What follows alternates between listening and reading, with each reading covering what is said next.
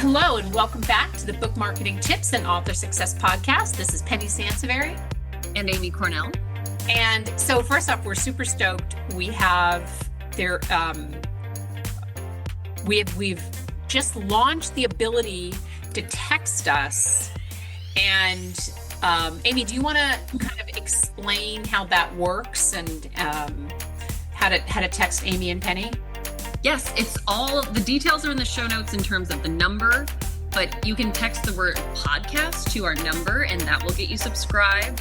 And then once you're subscribed, you can actually submit questions, light bulb moments, frustrations, episode ideas, topic ideas, things like that.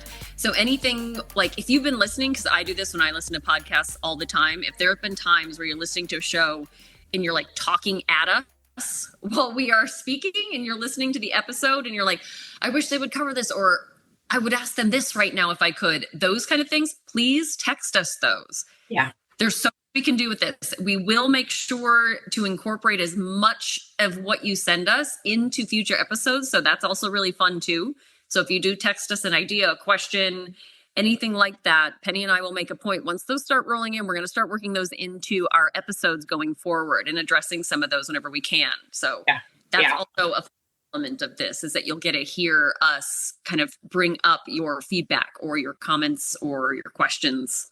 Yeah, I'm really excited about this. So text the word podcast to 888-402-8940. So that number again, 888-402-8940. And as Amy said, it's in the show notes. So you should, if you didn't have something to write with, if you're listening to us on the go or cleaning house or whatever, it's in the show notes. So you can definitely grab it there.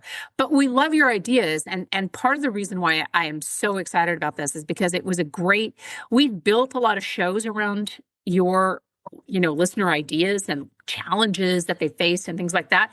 But this gives you a much quicker, I think, and potentially more efficient way to drop some of your ideas and your show feedback to us. So we hope you'll use it. We're really excited about it. We've already gotten a couple folks that are even just in early days that we launched this, and I'm like, oh my gosh, you guys are so smart. You're reading the show notes. You're finding out all the things. So we're always really excited to hear from you. This idea, speaking of ideas that come from listeners, this idea was actually an idea that was sent to us about data. And the thing so we've never really done a show. Well, actually, we've never done a show on how to track book sales, because if you've listened to us for any length of time, and we've had the show for 5 years, so those of you who are long-term listeners, this, we never go down the slippery slope of here's how many books that you're going to sell if you do XYZ strategy. Sorry, Amy, did you just pass out? I know, right? Exactly. Yeah. I know. And, when Amy first sent me this idea, because she actually developed it, I have to say, as you know, Amy, I was a little bit lukewarm because I was like, this sounds so scary. But it's really very different from, it's going to challenge, I think, how a lot of authors feel about tracking book sales / data, right? Yeah, tracking just in general, because that is essentially the gist of what our client said, is that, I'm a data person. And so I want to know I'm doing all the right things, or I feel like I am. How do I know that it's paying off in ways that are beyond just sales? Because I will say, at least this client is very much, they realize this is a long game, Yeah. They're building a brand, they're building their platform. This is an author that is booking speaking engagements and things like that. And so they know that there's so much more going on, and they have many different goals outside of just sales alone. But they were very smart to say, I'm a data person. How can I make that work for me in terms of improving what I'm doing for my marketing and things like that? And we've got someone on the team that is very much a data person. She would love to make Excels all day long. I'm probably not even using the right terms. And for what it's worth, talk about converting, someone because I am not necessarily a data person in that regard. So I was even surprised that when we started outlining this episode, I'm like, this is actually super useful because I'm not the target market for this, but it even surprised me and got me on board with this is actually something that could benefit a lot of authors. Right, exactly. And I mean, look, the relatable truth is that we all love tracking book sales. Okay, we love checking our KDP stats. We, as an author, I can tell you that firsthand. I'm like, let me see what how many books did I hit at launch and things like that. But as a marketing firm, sales are really just a snapshot of a bigger story. And the other challenge with sales, with tracking sales, is they generally don't happen on top of something, right? So you did an interview, let's say you did a podcast, and you immediately after recording the podcast, you hop onto Amazon to check your sales rank, and you're going to be, well, maybe you'll be disappointed, but you're probably not going to see a bump in it. So what we're really talking about today is the data points that you should, the data points that you should be tracking to track your author brand progress, as well as what we encourage you to stop obsessing over. And then the other piece of it is that this data will also show you where and how to plan your next move. One thing that I want to say as we start out with this is, and I know I've talked about this on the podcast before, I've certainly put it in my books, keep a marketing journal. Keep a marketing journal about what you did, and I'll dig into in a minute why and it's useful and how it's useful. Part of the other thing, though, too, Amy, that we've seen is sales is a little bit misleading, right? Because sales typically, and I just mentioned this a minute ago, don't happen on top of whatever is going on. And part of the reason for that, I think, is just because, maybe it didn't land the way, maybe the interview didn't land the way that you had hoped it would. Okay, so that's possible. But the other piece is that our listening and viewing habits have changed, right? The majority of us don't listen, read, watch on top of, I mean, there are certain exceptions to that, but on top of something being released. Right. Well, and this is something that we've said all the time. Just because you can't control when sales happen, doesn't mean they're not going to happen. Right. But it's not like a vending machine where it's like, I do this, I get this back. That is not how book marketing works, because people are going to buy your book. If you write in fiction, a lot of times people are going to buy a new book when they need a new book, quite literally. Yeah. That's how it works. And then if you write nonfiction, people buy nonfiction when they are ready to make the next move. Typically, people buy nonfiction when they're looking to solve a problem, fix something, learn something, but they really need to be ready to take action. And so that's nothing against what you're doing. You could be doing everything right, and that person is still not going to pick up your book until they are ready to make that next move. But that is why marketing is so important, because you need to be the book that is staying top of mind. So when they're ready, you're the first person they think of. Yeah.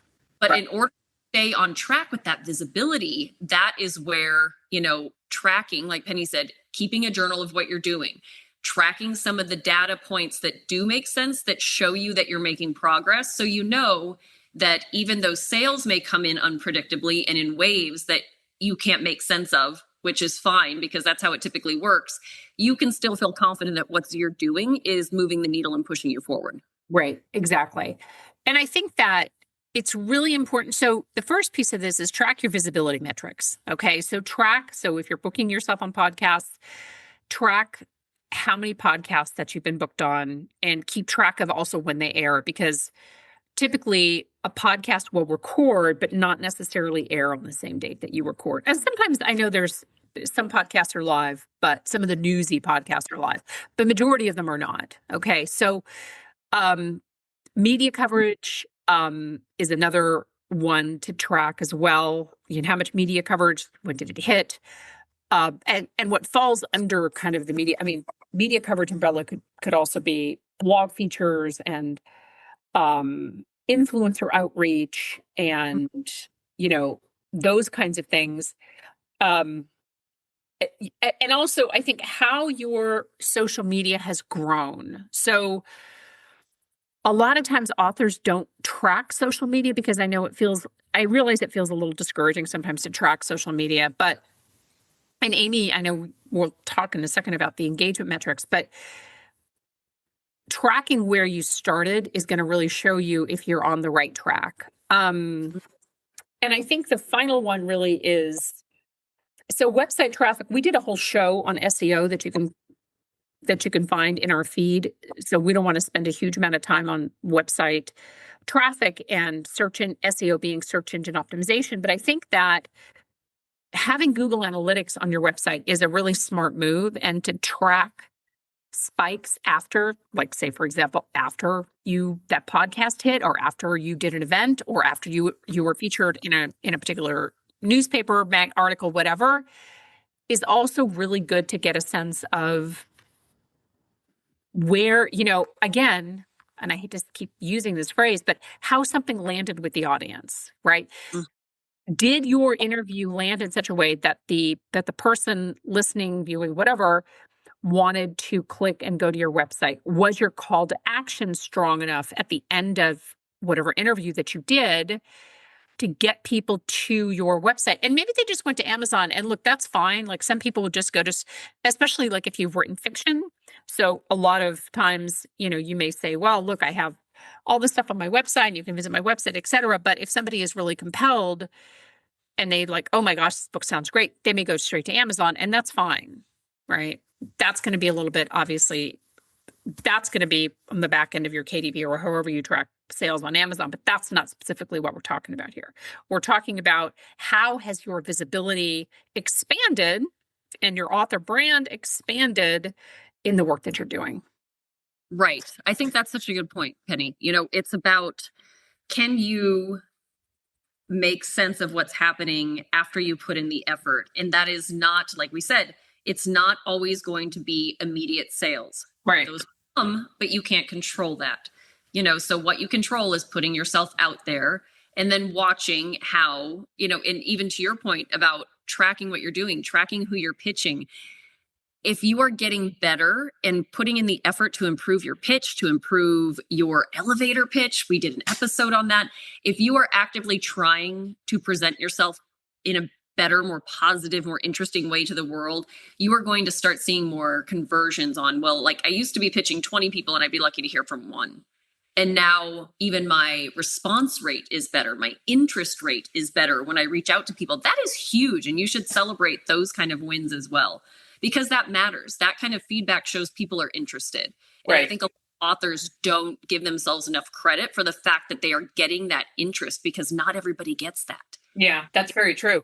And I think that the other piece of this, though, too, is that, and before you talk about the engagement stuff, is that sales typically, I've had authors ask me, how many books do you think that I could sell potentially from this one placement, right? Sales typically don't happen on top of one great thing that happened. Okay, so you got a podcast, you got an interview, you did an event, whatever that is. Sales typically don't happen, on top of a singular event. Book sales are cumulative, and that's what I tell authors all the time. The accumulation of visibility is the thing that sells books, and that's part of the reason why this episode is so important, because you got to track your visibility. If you're not tracking your visibility, and you're just tracking your book sales, it's a little bit backwards. What were you going to say? I said sad. Right. But it's, what I'm saying? And that's a lot of times what happens is, so sometimes like I'll get on the phone with an author and I'll say, well, what have you done so far to market your book? And sometimes authors rattle that off. And other times they say, I haven't really done much, which I get. I totally understand, because it's a confusing landscape out there. And then sometimes they'll say, well, I've done a lot of stuff, but I don't really remember everything, just because I was so fast and furious. And again, I understand that you feel the pressure, like, oh, the book is out, I have to do a bunch of stuff. Keeping track of it, not to like pound the journal conversation into the ground, which apparently I think maybe I've already done, but keep track of everything, because that is one of the best ways to know. Also, the other piece of it though too, and I guess I'll just jump right into this, is when something works, you want to know what you did to make it work. Right. Right. Hugely important. Like, oh my gosh, I did this. And sometimes I've had authors on the phone tell me this, and that's actually what inspired this whole years ago, me having this conversation about tracking, a marketing journal. I did this one thing and it was so great. And just this one thing, and I sold 500 books in an hour. And I'm like, what was that one thing? Oh, I don't remember.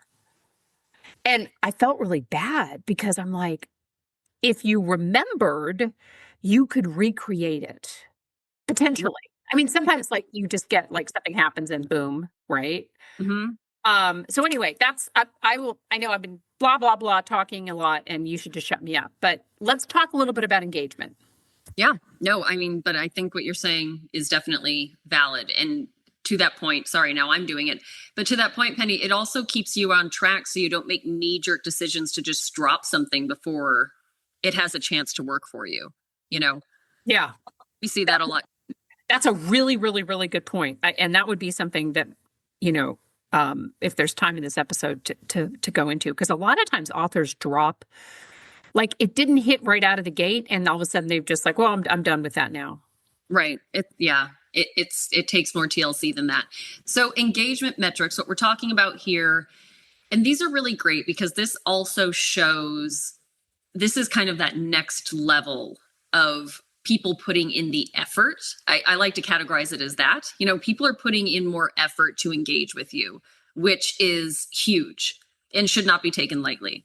So for example, if you're on LinkedIn and you're posting things, you want to look at comments and shares more than just likes, because anybody listening that uses social media knows how easy it is to get in like that muscle memory where you're scrolling and liking and scrolling and liking. And it's like, how much of that do you actually remember if somebody gave you a quiz 5 minutes later? Not a lot. So those comments and those shares, that is next level engagement. Those kind of things are huge. That's a huge difference. If you're using social media, and that is a metric that you want to start tracking. Are you posting content that is encouraging your followers to comment more often or share, depending on the platform, versus just getting the likes? Because that's huge. Email opens and click rates. If you're doing a newsletter, we've done shows on that. You should have a newsletter. I won't preach on that right now, but definitely track that data. Pretty much, unless you're just sending it from your Gmail address, and even then Gmail, there are office/business solutions for Gmail that are really affordable. So this is not, not an ad, but still, if you're not using a big CRM platform for your newsletter and you're just using your email, there are ways to do that as well. But definitely track that data. Check your open rate, check your click rate, check your unsubscribe rate even, because we use all that kind of data to tell us, is this working? Is this the kind of content people like? You really got to think about it. Obviously, direct messages or replies. And we mentioned this previously, the response rate to your pitching, as that gets better, you should celebrate that. That is a huge deal. If you're actually getting responses, because most people, if they're not interested, they simply delete. They delete the email. You do not expect people to respond until you thank you, but no thank you. That's not really a thing.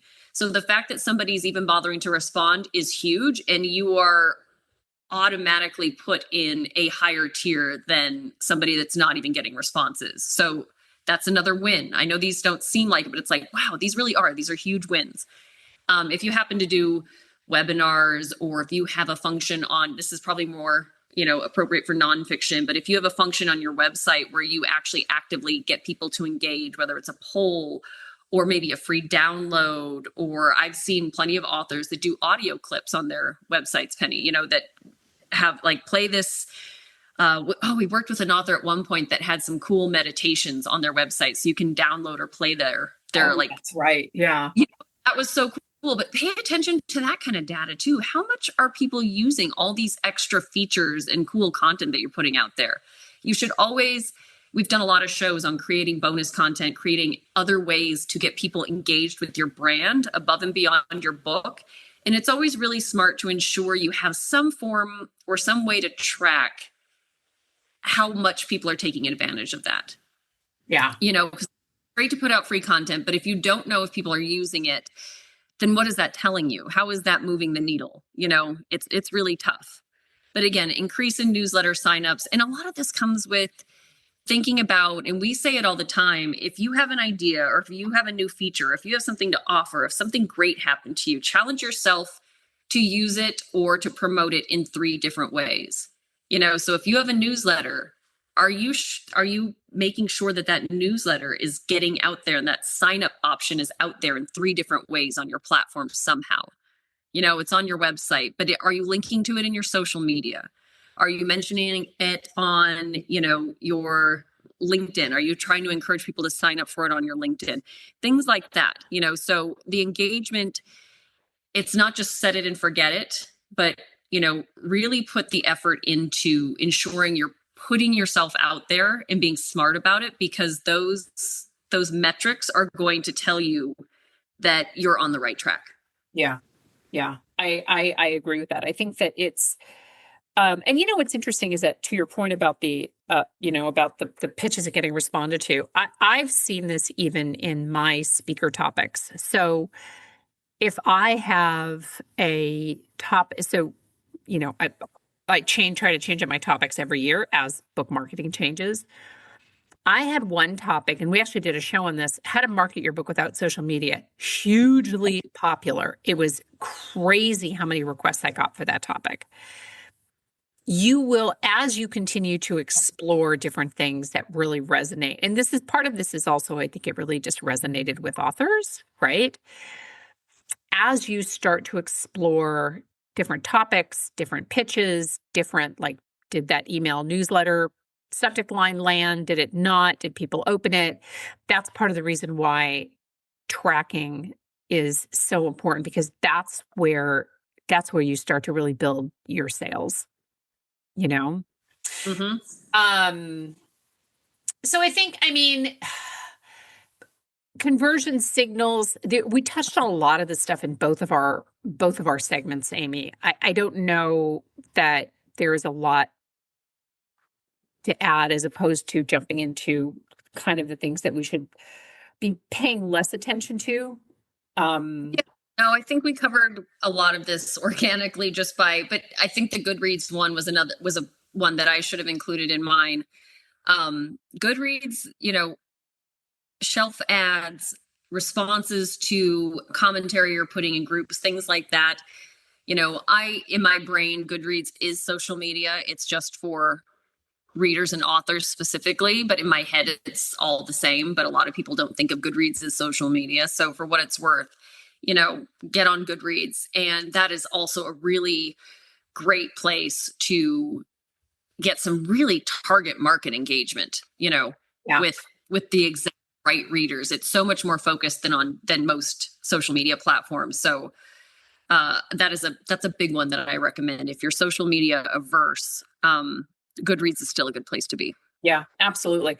And, I think the final thing is, we talked a lot about, like, media coverage, and obviously, that can be national or it can be local, but because I'm finishing up my book on local book marketing. So I'm a little bit hyper local focused. I think that it's also good, even in a separate section, like, all these things should have separate sections in your book marketing journal. But how many local connections are you making is another, really, because authors, oftentimes we overlook the, mining your local market, but that's also something that I think is a really good idea to use to measure. And sometimes local metrics are easier to get, local hits are easier to get than they are national. So that could potentially increase your visibility, and then obviously your engagement metrics.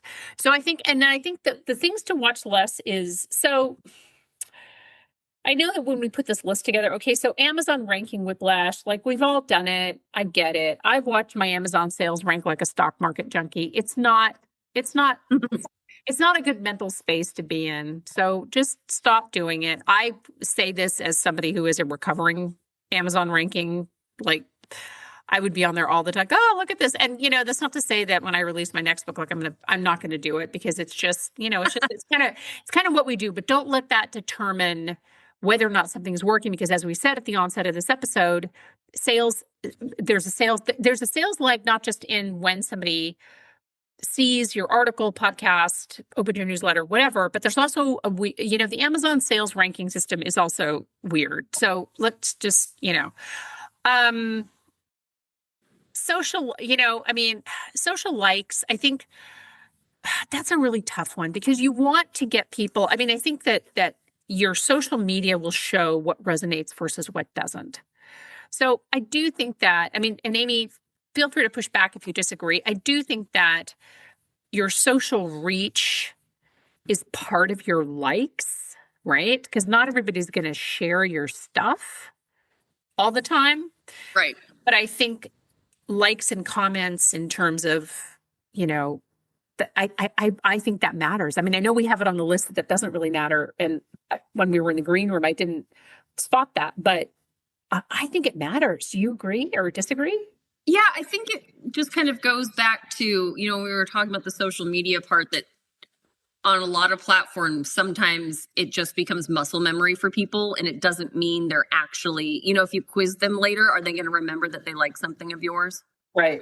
Are they going to remember that it was that author with that book that they potentially might want to read? But so I think that's kind of what the gist of what to watch less of, is that just because you're getting lots of likes doesn't necessarily mean that's not everything. So, really, likes are great, but you really want to focus on ensuring you're putting out content that gets shares or saves or replies, just comments even.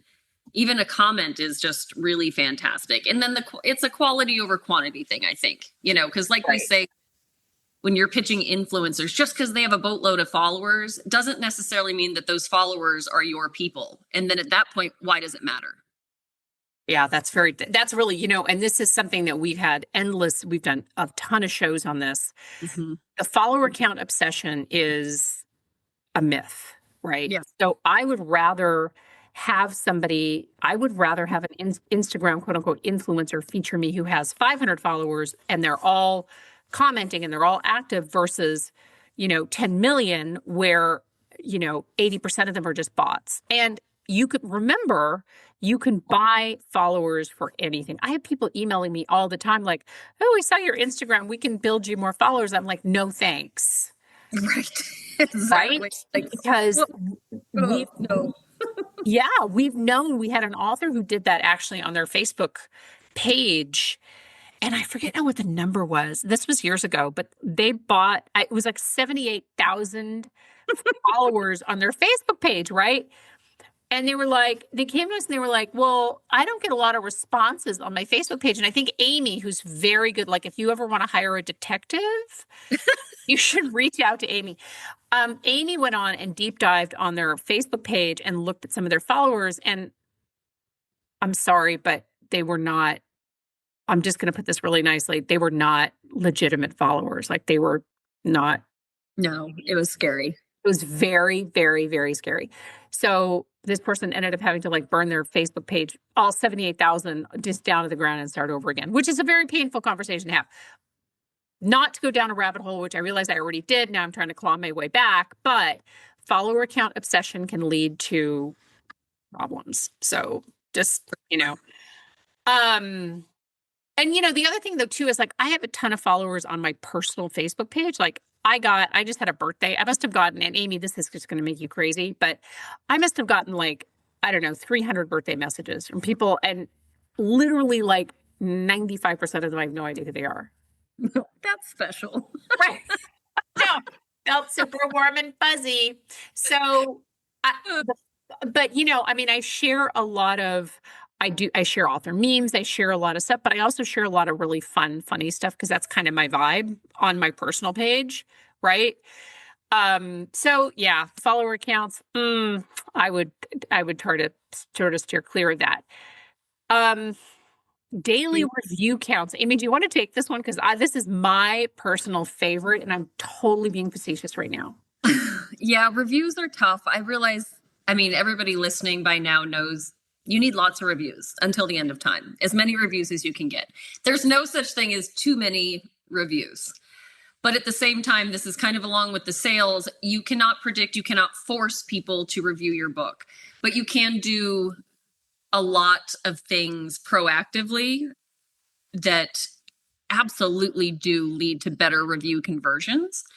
And so this kind of goes back to a lot of what we said throughout the episode, is that you really have to be doing the right things. And then once you're doing that, you can start tracking, like, okay, like Penny said in the journal, and we will talk about this before the show closes, but about the importance of that consistency and being able to say, wow, I've been doing X, Y, and Z for 6 months, and I actually ended up doubling my reviews. And it's like, that is when you start knowing things are working. Yeah. You can't just say, like, I've gotten, especially when there's like, I don't have enough reviews. And sometimes not that we like to have the sales conversation, but I would love to find the statistics, Penny, on like what the typical percentage or the ratio of reviews to sales really is, because it's like, well, it's not a 1-to-1. We know that, right? Right. Yeah. Like, that would be ideal. That would be amazing. Yeah. Yes. No. But we know it's not a 1-to-1. So that's also something to keep in mind, is that one, you have to be putting in the effort and doing the right things to proactively engage with people to make it easy for them to review. That's a huge part of it. We've done shows on this. Maybe we can revisit it again in a future episode. But once you start doing the right things, that's when you can keep track and start seeing, that, oh, this really does lead to more reviews. I need to do this more consistently. Yeah. Yeah, exactly. So the homework. So I know we're gonna give you all homework. Amy, do you wanna It's fun homework. I mean, if you made it this far in the episode, you had to have expected a little bit of homework. Otherwise you would have shut us off, 5-10 minutes ago. But so for your homework, pick 3 metrics that you'll track for the next 30 days. Right. Like, not sales metrics, but literally anything else we've talked about, or maybe something that's super specific to your brand and your platform that you've done to put yourself out there or to make available to potential readers or people in your buyer market. But commit to tracking them and seeing how that is improving for you as you're putting in the effort, Yeah. And then at the end of the month, you can look back and you say, okay, look, this is what I've been doing. Have I seen any spikes? I mean, candidly, I think 30 days is a little short. I mean, I guess it kind of goes hand in hand. It really depends on what you're tracking. But again, no knee-jerk reactions to this. And it really does. If you take away anything from this, the data only works if you're putting in the effort. And that doesn't mean you need to, pick up marketing as your second job, but it's really the consistency. The consistency is the effort. So if you're consistently doing high quality things to increase the visibility of, your brand and your book, then that is when the data is going to start showing you what your next move should be. Right. Exactly. And I mean, to that end, I'm a huge, like, if people have asked me over the years, so we're, by the time this episode actually hits, we will have crossed our 25th year in business. Oof. Which is amazing. No. As exhausted already. But that's amazing. I know. It's really, it's kind of mind blowing. But people ask me all the time, they've said, how do you stay, what's your secret to longevity? And I will tell you, the one word is consistency. Whatever you do, do it consistently. And this is a problem. I know a lot of times, we're, it's a little bit like the squirrel, look, there's this, and then there's that, and then this is changing, and this is new, and I have to try this. And I get it. The lure of the new is strong, and it's very tempting. And it's not to say that you can't do new things. I get it. But consistency in whatever you are doing. So like Amy said, okay, so pick 3 metrics, right? I'm going to consistently focus on these 3 things. This is what I'm going to focus on for the next 30 days, 60 days, 90 days, whatever. Whatever you do, do it with consistency. And it's sometimes I really realize it's not always easy to kind of keep the mojo, because when you're spending your time watching book sales and nothing's happening, you feel more consistent to go to the beach or to spend the day at the zoo or the coffee shop or whatever, anything but book marketing. Hopefully this has kind of flipped the script a little bit and focusing instead on metrics that you absolutely can control to some extent. Like you can't necessarily control how many interviews you get, but how much that you're out there, how much have you pitched, what's come back to you, focusing on the things that are building your exposure is so much better and going to be so much better. Actually, this is a mental health episode now, y'all. So much better for your mental health than focusing on focusing on book sales. Okay. But yeah, I would say, I mean, that's literally like, obviously, look, not to undermine Amy's just chomping at the bit. I can already tell, like, we do great work. Like that's, if we were doing shoddy work and poor work and treating authors horribly, obviously we wouldn't be making 25 years, but consistency is the key to your success. There's no other way to really put that. And obviously, put out a great book and a great cover, and we have episodes on all of those. If you want to go back, if you don't hate us now at the end of this episode, like, oh my gosh, there's such buzzkills. Amy, what did I miss? No, I think that was perfect. I think I'm glad we did this episode because at first when we got the rec, we were like, I don't know how we're going to talk about that. Like data. Wow. That sounds intense and scary. Like you said at the beginning of the episode, but truly I'm glad that we dug into it because it is a lot of what we say. And I like that we were able to structure it in a way for those of you that do like that additional structure or that are open to it, or that feel like you've been spinning your wheels, this episode is for you too. If you feel like you're doing all the things, but nothing's coming back to you, maybe it's just a matter of tracking better and getting a little bit more organized so you can celebrate those wins along the way that we talked about that show up in different forms. Yeah.